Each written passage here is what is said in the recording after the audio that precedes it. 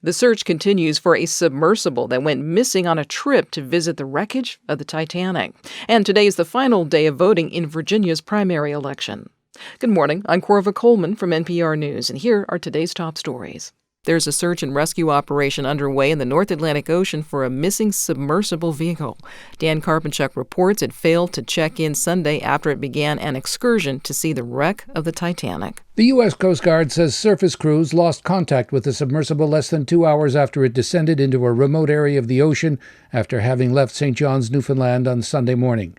U.S. Coast Guard Rear Admiral John Mauger says Sunday afternoon they were notified that the submersible was overdue.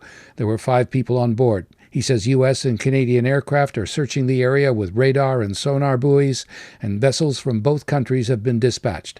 The infamous wreck is located about 360 miles southeast of Newfoundland. The Titan can provide oxygen and life support for up to 96 hours. Experts say the biggest challenge will be the submersible's depth. For NPR News, I'm Dan Karpinchuk in Toronto. Today's the final day of voting in Virginia's primary election. Republicans took control of the lower state house 2 years ago, and Republican Glenn Youngkin became Virginia governor.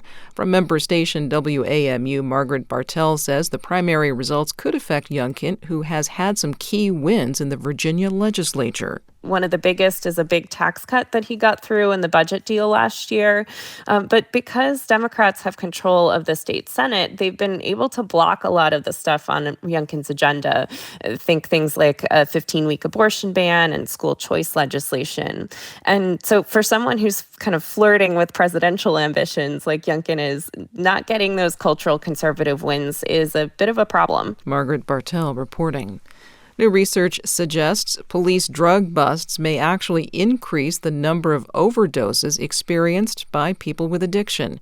NPR's Brian Mann reports the study comes as policymakers debate how to respond to surging overdose deaths. The peer-reviewed study focused on streets in Indianapolis, Indiana. After police conducted raids on dealers selling methamphetamines and fentanyl, overdoses rose sharply. Dr. Jennifer Carroll is one of the lead authors. Overdoses in the community, both fatal and non-fatal, were increasing after local law enforcement seized drugs. With opioids, we saw overdoses double. Carroll says one theory is that after police raids, people with addiction wind up buying drugs from dealers they don't know who are selling fentanyl with different potency. Researchers say after 110,000 drug deaths last year, more study is needed to determine if raids wind up doing more harm than good. Brian Mann, NPR News. More than 250,000 people are still without power in the central and southern U.S. due to powerful storms. More than 150,000 customers are in the dark in Oklahoma. Mississippi has had tornadoes over the past 2 days. A tornado on Sunday left 1 person dead. This is NPR News.